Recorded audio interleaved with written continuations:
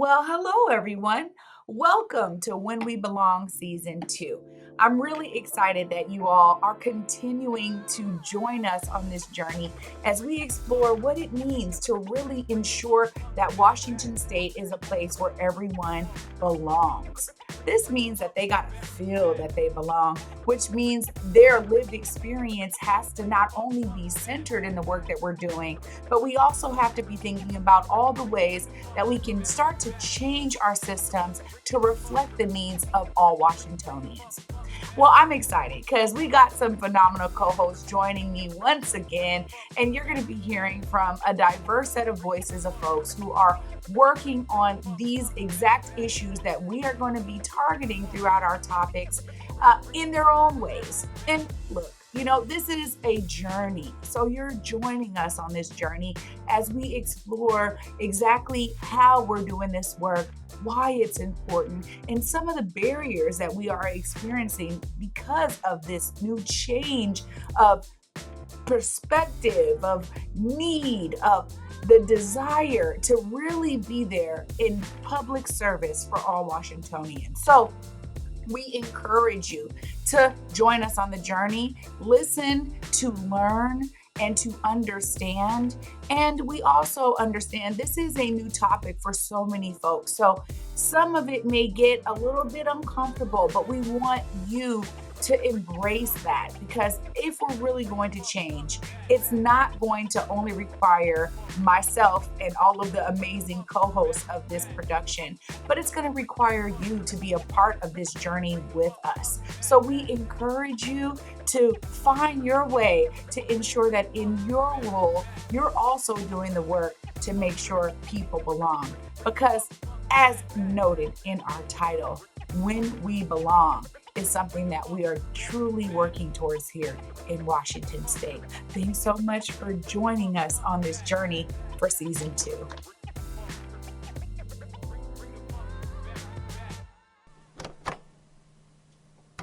All right, welcome everyone back to When We Belong. This is a kind of video podcast series where we're really focusing on bringing different leaders across state government in Washington State to really talk about some of the barriers we have to what it means to bring about belonging into state government. And so, really excited. We're going to start with some intros and then we're going to get into this discussion for all of y'all while we talk about leadership, what that looks like when we're thinking about belonging, because it does require some bold changes. So I'm excited to have this discussion with everyone you see present here today. I'll start off with the introductions. I am Treyana Holiday, she, her. I'm the communications director for the Office of Equity in Washington State, and I will pass it to Marissa. Hey, thanks, Trey. Hi, everyone. My name is Marissa Joy Van Hoosier. I do use she, her pronouns, and I've got the privilege of being able to say that I work at the Department of Commerce as the Chief Equity and Operations Officer. And I'll go ahead and pass it on to Megan. Hello, everyone. Megan Matthews here. My pronouns are she and her, and I am the director for Washington State's Office of Equity, and I will pass to Kendrick. Thank you, Megan. Hello, everyone. Great to join you. Kendrick Stewart, he, him pronouns, and I have the privilege of being one of the 2 deputy directors at your State Department of Commerce. Back to you, Trey. Yeah, thanks so much, y'all. I mean, now this is a real interesting topic that we want to talk about here today when it comes to leadership. And oftentimes you think of state government and you think of, okay, the state governments were established when states were established. So they've been in existence for quite some time. And honestly, that can bring about a sense of, let's put the same type of characters in leadership to continue to hold our status quo. And I want to just open this up because, Megan, you talking about change. We're talking about systems change, even for our office and why we exist. And that does require some different ideals, some different processes or perspectives to really bring about that change. Let's dive into it, Megan. Yes, thank you, Trey. I was just thinking about, people have long said that leadership matters. The folks who are leading our organizations based on how we're currently structured do have a lot of power and influence on what we're able to achieve the focuses that we have, what we share, what accountability we have. And, for me, understanding that how leaders approach change and be able to make decisions in the state is something that we really need to grapple with, because we've had a culture of incrementalism where we make one decision, we take like a whole year out of conversations, and then we make a decision and we move on that, and we don't necessarily know how to evaluate it, but we're happy because we did something, and we're hoping that it makes a difference. But for me right now, in the time we're in, we talk about, and the Biden administration Biden came out with an executive order that says we have complex problems in the 21st century that need to be addressed. We don't get to pass the buck on this anymore. We have to address these things. And what it's going to require is a leadership that's courageous, that will make decisions. We're leaders to continue learning, because none of us are perfect. I mean, we're all leaders in this, even in this call. None of us are perfect. And so we have to do our best to make decisions, whether that is, having conversations with a diverse group of folks, to make sure that we're hearing from enough folks to make a thoughtful and intentional decision. But the idea that we get to continue just learning and learning and learning without being held accountable for any actions or any outcomes is a thing of the past. In leadership, you've applied for a job, you've accepted a job, and the very basis, for me, in my opinion, of that job is conflict. You're helping to navigate conflict, you're helping to resolve conflict. And as the decision maker, the folks that people look up to, for me, like it's pretty clear that you need to be the one making decisions. It's great. Like I try to approach it in a collaborative way. I want to collaborate. Let's talk about this. Let's get folks from different perspectives and different skill sets to help inform kind of this discussion in a robust way. And then ultimately, you hope that maybe as a group we can make the decision, but ultimately a decision has to be made. And sometimes there's no black or white way to move forward. Oftentimes there's no black and white. There's no right or wrong answer. It's just, let's try this. I mean, that's really the reality. If people who are in your teams aren't performing, what are you going to do about that? Right? I'm having conversations. I'm working with folks right now. At some point now I'm holding you accountable. You don't get to say, well, so-and-so my team. Now I'm looking at you. Right? Because ultimately, as leaders, we're the ones responsible for a body of work. We're supposed to support our teams to success. And our teams are actually needing us to do so. Trey, you introduced a book to us, The 5 Dysfunctions of a Team. I think that's right. Yep. And it was powerful to me. So for those of you who haven't heard of it, it's this book made up of a made up scenario, made up folks, things like that, and a team.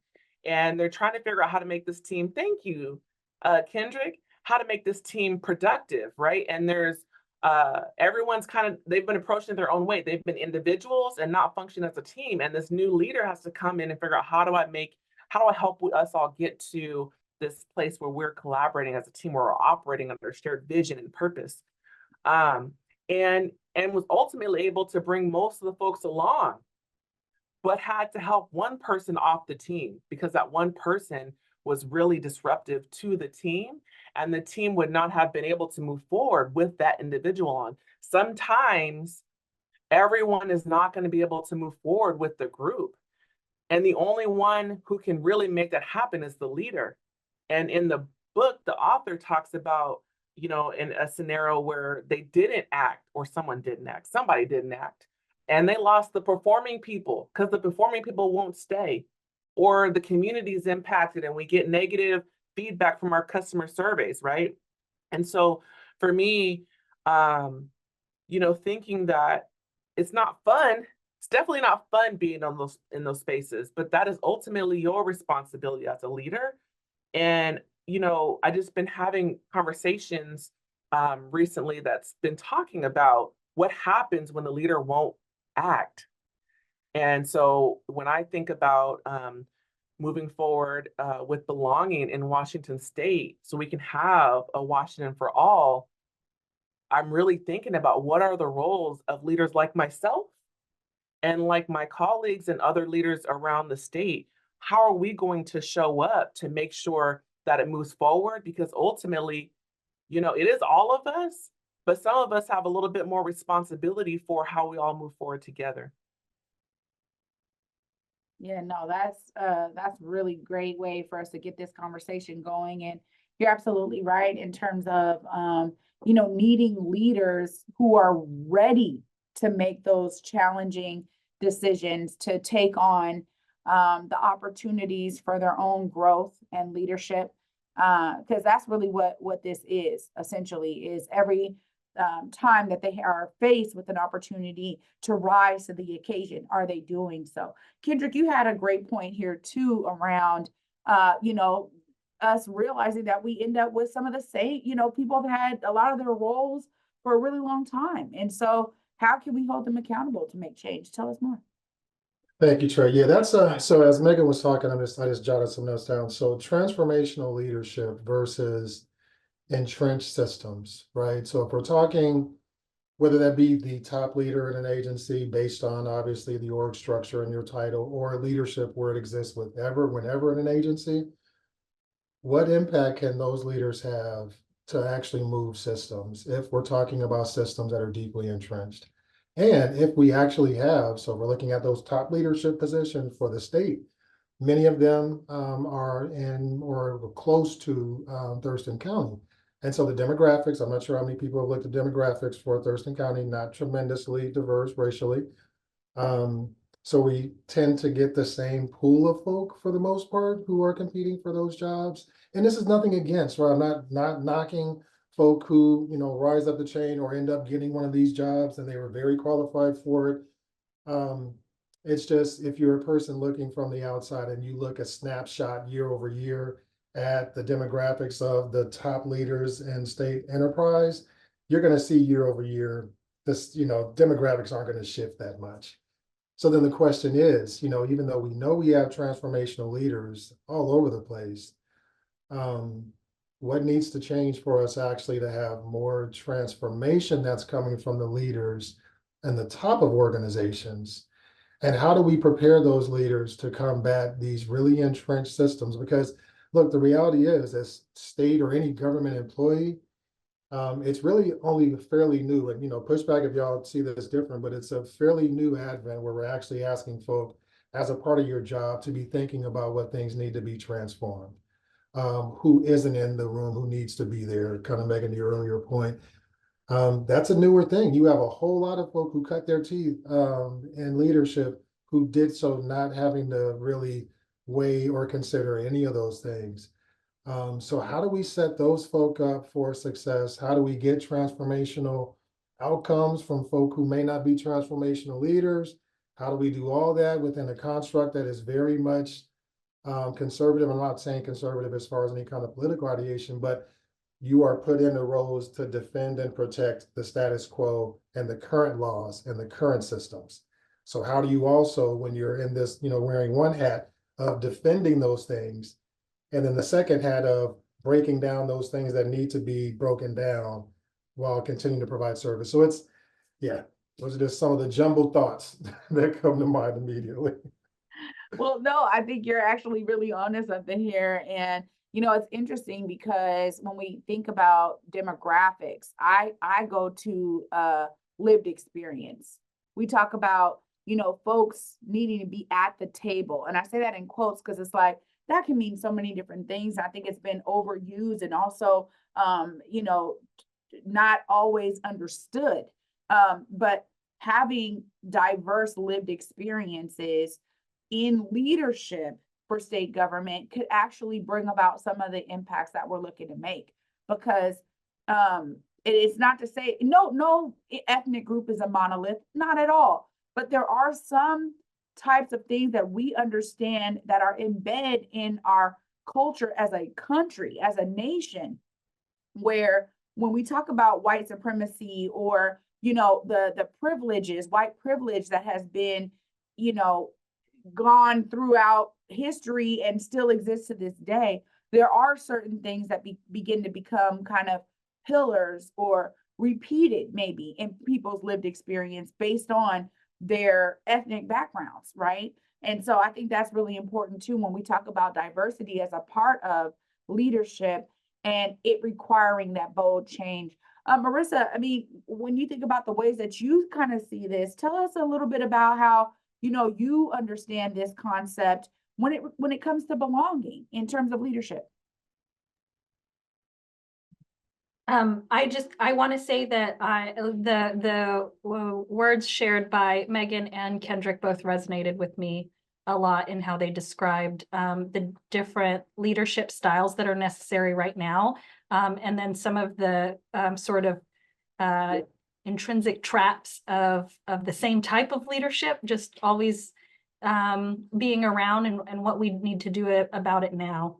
And so I'm going to speak about this individually. As a leader in my organization, it's hard every day. There's a lot of different elements that make it hard, even in how people accept you as a leader or not, the extent to which you have to move to prove yourself before you can get to the real challenges that are in front of you. I know that those are there not just for me, it's there for everyone, because it's weird that there's a template out there for what a leader is, and it's as if almost nobody fits that template. So it feels like I'm in good company in knowing that there are a lot of people that have that challenge.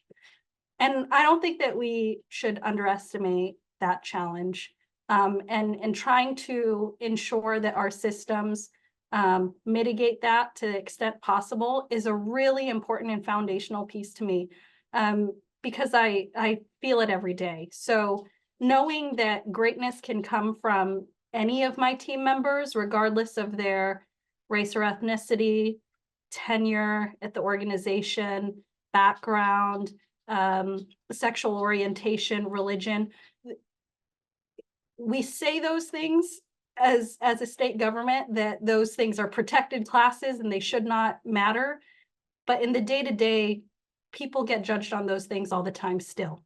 So we need to move away from these concepts of these laws that are there, like should be fixed, right? We should have no discrimination. We should have none of these things because there have been long-standing laws about this. But really, when it comes down to it, it's about how we're interacting in these spaces with each other and the extent to which we are able to say clearly and concisely and consistently what we will and will not expect from each other in these organizational environments is what creates the sense of belonging that people have, so that everyone can actually rise to the challenge of leadership, because it's a challenge. And that is an exorbitant amount of work that goes into just getting there, getting past all of those issues, those internal voices, a lot of times very external, blunt voices about, are you good enough? Should you be here? Should you be the one? And that is a shame, because the work is so consequential right now, and there are so many people willing to step up and do the hard work that it takes to do this transformational systems work. People have vision. There are so many people that I run into on a daily basis that have a vision for things being better, more streamlined, more efficient, better quality. There are so many ideas in state government on how to rise to the next plateau. And it's like we're our own worst enemies in how we treat each other. And that's really unfortunate, because that means to me there's untapped potential there. The answers are right there, the solutions are right there, and we're unable to look past certain things that can allow that kind of good thinking, good work to really shine. Because you all probably have an example in your head right now of somebody you know who had to step away from doing the work that they were doing because of how they were treated, or those environmental factors that aren't related to how well they could do the job. And as a state government, if we don't reckon with that, if we don't curtail the activities that lead to that kind of behavior in the workplace, if we don't incentivize the bold, strategic, systems thinking folks into doing the transformation work, we're just going to have more of the same. And that's too bad, because I think that we all want something different. I've heard it loud and clear from not leaders, folks throughout the organization, and then for folks outside the organization that interact with us, that we have to change. And so that's part of the challenge, is really making the things can. Quick follow-up on that one. I know your dog wanted to get in on that, Marissa. So it sounds like, if we're doing just a little bit of kind of not root causing, but just digging into that a little bit more. So is it your understanding, and y'all's as well, that that's more pronounced, that kind of that paradigm you talk about, where folk who are in positions wherever they are, right, that it happens to be what you're seeing is it's more pronounced when they are, and when the work that they're doing is work that's supposed to be transformational? So if it's an equity consultant, or it's someone who's in a certain role, do you see it more pronounced then, or do we see this being kind of like this leadership, not gap or void, but just leadership issue more generally applied, or both? Here's my theory. My theory is that it's more, I didn't give y'all time to respond. I'm gonna give y'all time to respond. I think it's writ large, Kendrick. I don't think, I think if you're a woman, and if you're a woman of color, and I think not to speak for you, Megan, or you, Trey, but Black women in particular in our systems, regardless of what role they're in, whether a leadership role in an equity position, a leadership role within an organization that's not equity focused, or just a position in the agency, the way in which the identity and if you are enough considerations are front and center, are there. I mean, the data shows it to be a reality. We've talked at large. I don't know which session this is, session 6. We've talked 5, 6 sessions about the difficulty of showing up authentically in your identity and not having to assimilate into another one in order to provide good leadership. And what does good leadership look like? I think that it's certainly more intense in some of these positions with the expectations that are there, but it's not absent in other positions. Well, Yeah, I would agree. Oh, sorry, Trey. No, I would agree. And I think the hardest thing is that it's lonely, because what I also experience is that very rarely do people come to your aid when you're experiencing it. People will say, oh my gosh, I'm so sorry you're dealing with that. That's not fair. It's not right. But no, ain't nobody saying it out in public. Very few people say it out in public. Very few people will speak it into the space that it's happening. And then afterwards, people, are you okay? That was so sad. That was da da da da, right? It's painful. I appreciate you moving it personal, Marissa. It's hard to talk about like this, and I would say that I also am lucky when I am talking to state leaders, because there's a lot of support of our work. And, part of what we were talking about too was, what's going on nationally with the pushback against DEI. I didn't know they had a new acronym or a new way to explain the acronym. And but I don't necessarily feel that, at least within the state workforce, I don't feel that pushback. I mean, there's folks who don't necessarily understand, right? Because we've not done a good job of really talking about what this work is in a plain way. Talking about when we're talking about addressing issues in our systems, we're talking about addressing issues in our systems for everybody. This isn't a way we build a new caste system. You might like that, Kendrick, huh? We're not going to build a new caste system. We're going to get rid of it, right? We're going to make sure that the playing field is really level. Because when folks think about DEI work, they tend to think, well, but it's not fair. Like you're going to help other people. And I'm like, you're under the impression that the system's fair right now. Like the reality is the system's not fair right now. We are trying to actually make it fair.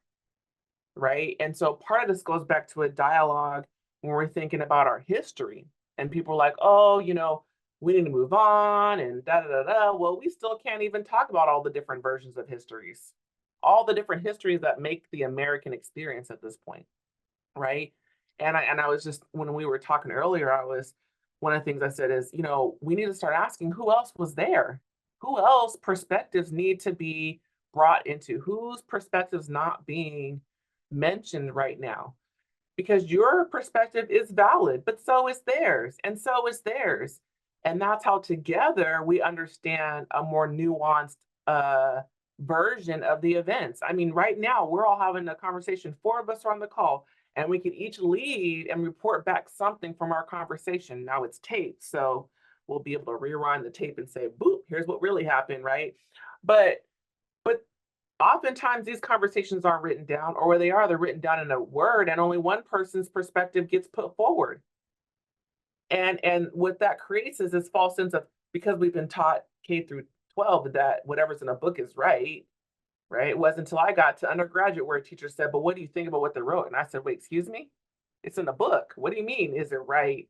I never thought about challenging the narrative, And so now we have to challenge this narrative to say whose perspectives were not told in the first person, whose perspectives people are talking about what they thought or they observed about a group of people, right? We need more first person stories and narratives, but like Trey highlighted, we're not a monolith either.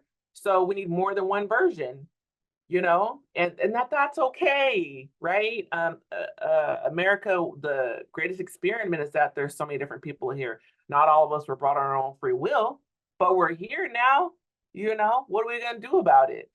And so thinking about more than just yourself, I think is critical in this time, because we're gonna need each other to get through the complex problems that we need. We're gonna need to work with each other. We're going to need to figure out how we communicate with each other and what it means to show up authentically. And that if the way I communicate is different than the way you communicate, that's okay. But that's what the active listening is about. What are you trying to say? Let me help you, help me listen to you so I can understand what it is you're trying to say, even if you don't say it in the way that I'm used to, right? And ask follow-up questions if I can't really understand. So that we can get to that shared communication understanding so we can figure things out together. I think when you were talking about, Kendrick, the systems that we create and how that then, creates a scenario where we're pretty homogenous in leadership roles. And I think about one of the positive outcomes of COVID being remote work. We figured out how to work remotely. I remember when I was starting in the state 16 years ago, and I was like, they were like, we'll never work from home. And then COVID said, yes, you will, if you care about your employees' health and safety, right? And now we figured it out. That gives us the opportunity to hire all over Washington State, right? And the beauty of that is now we can be more diverse. We don't have to be tied to those systems. Now we need leaders to say, no, we're going to go forward. The future of the workforce is virtual, remote. We can still do things in person, but we're going to go forward. And because we're a state workforce, we can't compete with pay of the private sector. No, we can't. Not really. So what else can we offer? How else can we be flexible? How can we? I was telling a group of this the other day. I said, it's up to you if you're going to have a diverse workforce or not. It's up to you as a leader. It's up to you. Because whether you get a diverse candidate pool depends on how you write your, first, what your position is, how you write your position, how you write your job announcements in a way that is relevant in today's hiring labor force, where you recruit, and what you prioritize in your hiring process. Let's stop acting like our hiring processes are objective. I don't care what you screen for. If you screen for degrees, you're prioritizing something. Is it going to get you the outcome you want? I don't know. But you are prioritizing something. Like, let's be clear about that. And if we're not getting, first, if we're not getting high enough numbers of a candidate pool in the first place, you need to solve that. You can solve that. We don't have the problem with not getting a large enough candidate pool in our office. We don't have a problem with getting a diverse candidate pool in our office. Our office is beautiful. We'll be sharing pictures at some point, but it's beautiful. And it's hard because when you bring all these people together, everybody's got different perspectives, experiences, cultures. How do you bring us all together? And it's really all of our responsibility to make sure folks feel like this is a space for them and to create that space, right? But it's also mine as the leader. I share the most responsibility because ultimately I'm responsible for this culture because I'm responsible for the people who are here. So again, it comes back to the leadership, right? But then I also say, yeah, it's my responsibility, but it's everybody on the team's responsibility to make sure that we're creating a space that's open and caring and all that other stuff. And so I just think that, yes, our culture has been one where we've been created to just maintain and hold the line and all that. Leaders need to be visionaries who can see what's happening and can adjust. And I think that if you're not someone who can do that, you might want to think maybe it's time for me to do something else. Be selfless and think about moving and creating a space for somebody who can come in and create the state government of the future. I'm not saying, we don't want you here, but maybe you need to be in a different role, right? Like, I think if we get into this because we want to serve, I like stability too. I like the stability of the work. If you're no longer able to serve sufficiently or effectively in that position you're in, right? Isn't it upon yourself to do that evaluation and then move somewhere else if need be, so we can create the space? Like, I just really think, we can say, well, this is, and it's true. We've been like this. I've been a state employee for 16 years. I get it. And only we can change it. Okay, I'll stop now. No, all valid points. Kendrick, you were going to say something too, because you brought it up, but you also had some ideas and thoughts. I would love to hear your thoughts.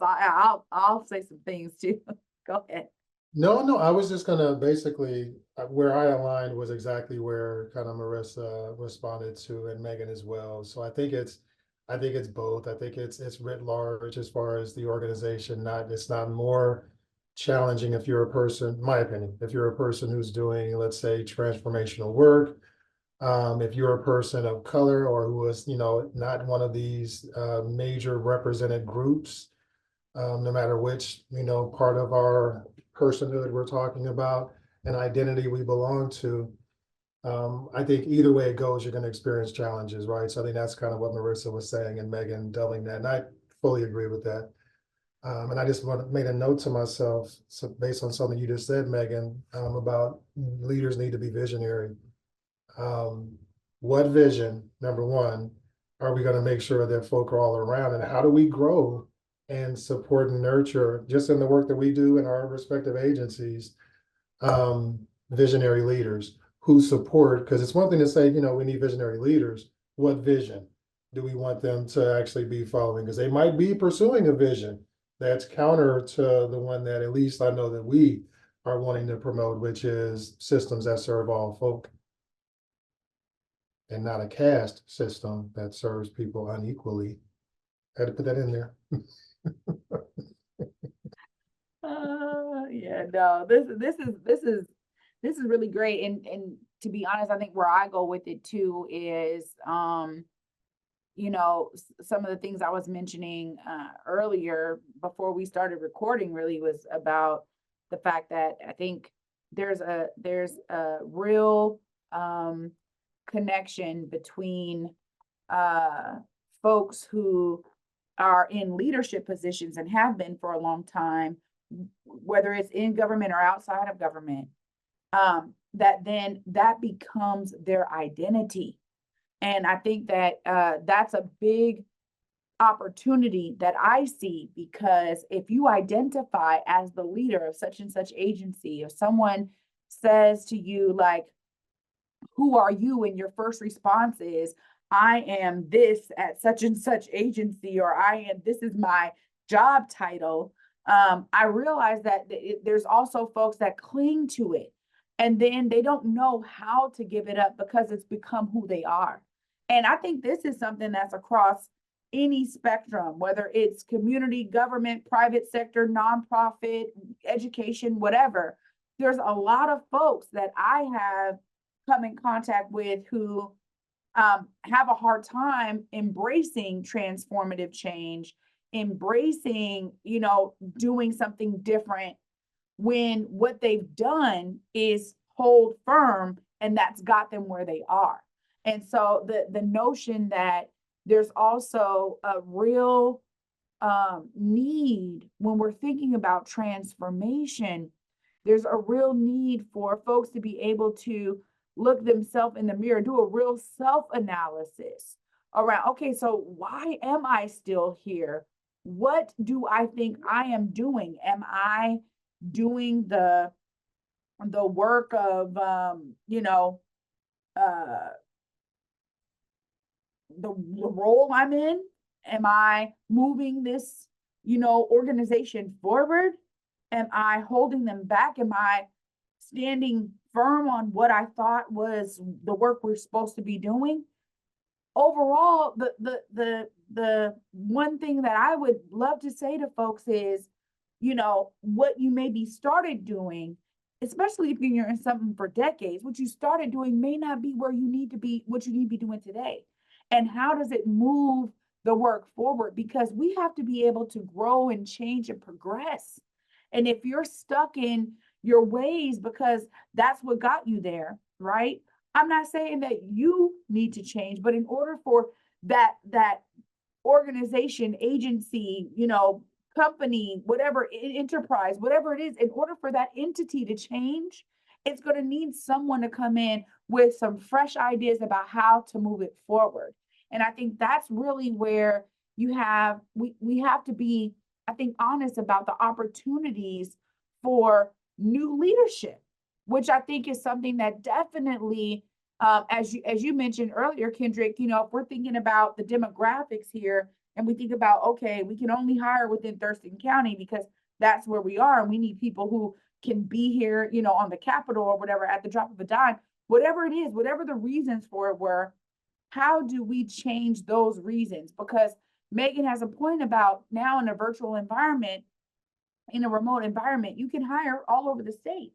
And I think too that, you know, great points were made here today, because if we're focusing on the degree and on the history of your career and on all of these things, we may be missing the brilliance and the genius that's like outside of those parameters as well, that actually would take an entity to another level when it comes to embracing this transformational change or being the impetus for it, right?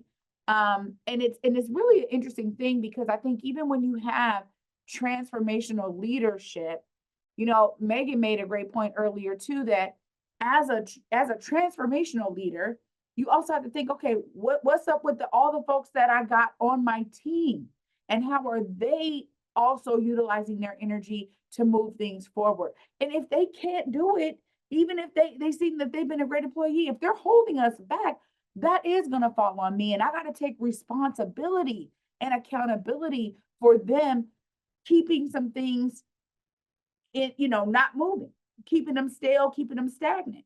So I think that these are all great points, and I love that we can utilize this space to really bring these issues to light. Because to be honest, if Washington State wants to lead this nation when it comes to equity work, when it comes to belonging, when it comes to, everyone feeling like they should be here, us embracing everyone, it requires nothing less than transformational change. It requires nothing less because we are not going to get there with the status quo, antiquated policies that have caused harm, that have been, leaving people out, that have been doing the things that we know they do, okay, on the negative sides. Not saying, yeah, systems are moving, people are getting some resources, all of these things are real too.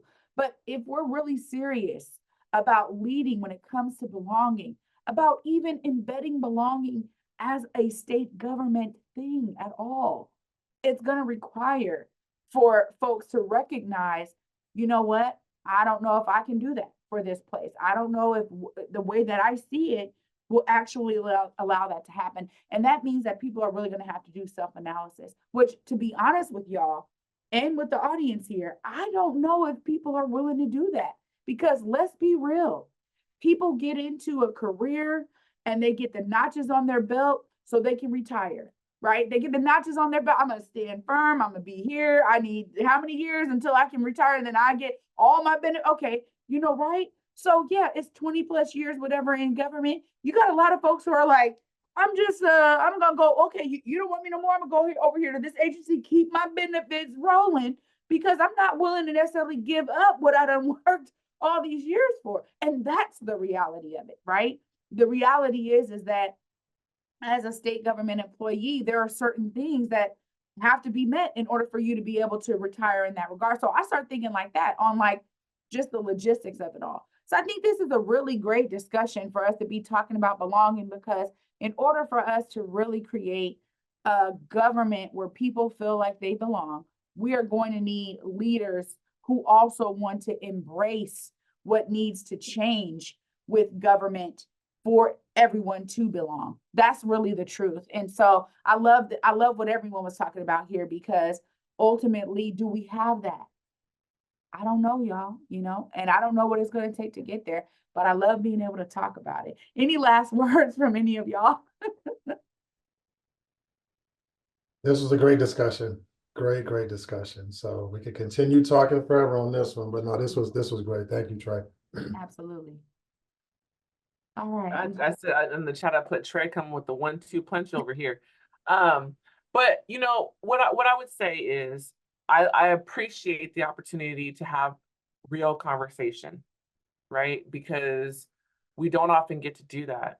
What I would ask that folks do as they're, listening, watching, viewing, whatever, is listen to understand, active listening, right?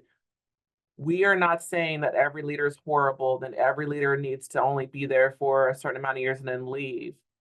What we're asking you to do is reflect. Think about the ways in which, whether you're in a titled leadership role or in a role where you can influence, or in a role where they said lead without a title, right? There's leaders without titles, right? Without the leadership title. We're asking you to reflect, because in order for us to create a Washington where everyone can be here, where everyone belongs, it's going to require each of us acting, growing, learning, being different. Like, I am a completely different person than I was when I first supervised. I'm a completely different person than even 2 years ago, than even 3 years ago. And that's the journey of life. We're supposed to try to get better. So when we're talking about the ways in which, we may be missing the mark in leadership, don't take that as us pointing the finger at you, because we're also pointing it back at ourselves. This is an opportunity for us to reflect within ourselves, to assess ourselves. We're not assessing you. We're just asking you to do your own assessment and think about, are you currently meeting the way, currently meeting the needs of the 21st century? If not, what can you do to begin meeting those? And if you assess and realize I don't have the skills for the 21st century, then how are you going to create space for someone else to move into that and who has the skills to be able to meet the 21st century need? We are really in this together. We do really need everyone. And serving in different roles, doing different things. We're all a part of the progress if we so choose. And the reality is, when I talk with state leaders, is the Office of Equity's success of our meeting our mandate is tied with the success of agencies. So we're not here to beat you down and point out the ways you're getting it wrong. What we're here to say is, here, we're missing it here. We are here to say, like, we're missing it, because that's the only way we can improve. And that we are in such people, our community members that we're a part of. Trey always says that we're in the community too. We just have this platform that people who are not state workers don't have, and state leaders don't have. With that platform, they're expecting and they deserve us to be better. They deserve for us to be better. And so everything that you're doing, I don't care what role you play in state. If you're getting a state paycheck, you have a role to play in helping us move this forward. And we can't do it without you. We can't do it without you. So I hope that you do that assessment. I hope that you listen to understand, and that you have some humility to think and do that as self-assessment and figure out how you can be a part of helping us move this forward. Because I can't do your work. I got my own work to do. You have to do your work. You have to figure out and step into your power and do that. And I need you to do that so that I can be freed up to do my work. And so that's what I will say, Trey, that your truth, what you just said, that's true. I'm always coming at like, da, da, you will, da, da, da. But I just hope that that those who are listening can really listen to understand what we're talking about coming from our hearts. Beautifully said, and agree 100%. I think that's exactly why, from our office, for any of you who are state workers, we are encouraging y'all to make your commitment. With our pair pledge, we are saying, what is your personal commitment to bringing pro-equity and anti-racism to the forefront of your role in your office, in your agency, whatever it is you're doing? How can you commit? Because the idea of transformational change may have a lot to do with leadership, but as Megan said, it has a lot to do with us all. And at the end of the day, we are here to serve Washingtonians. And if we can remember that when we think about the ways that we are doing that service, that we're bringing ourselves to that service, let's make sure that we have our personal commitment to what it can be for folks to feel like they belong when they reach your office, when they have to come across an email from you. At the end of the day, how are you committing to making sure that Washington State can be a place where everyone belongs? Thanks so much for listening and watching today. Appreciate all of the panelists here, all of our co-hosts. Always such a pleasure to be with y'all. We really thank y'all for being on this journey with us as we explore what it means to actually bring about to fruition the idea of when we all belong. Thanks so much for watching.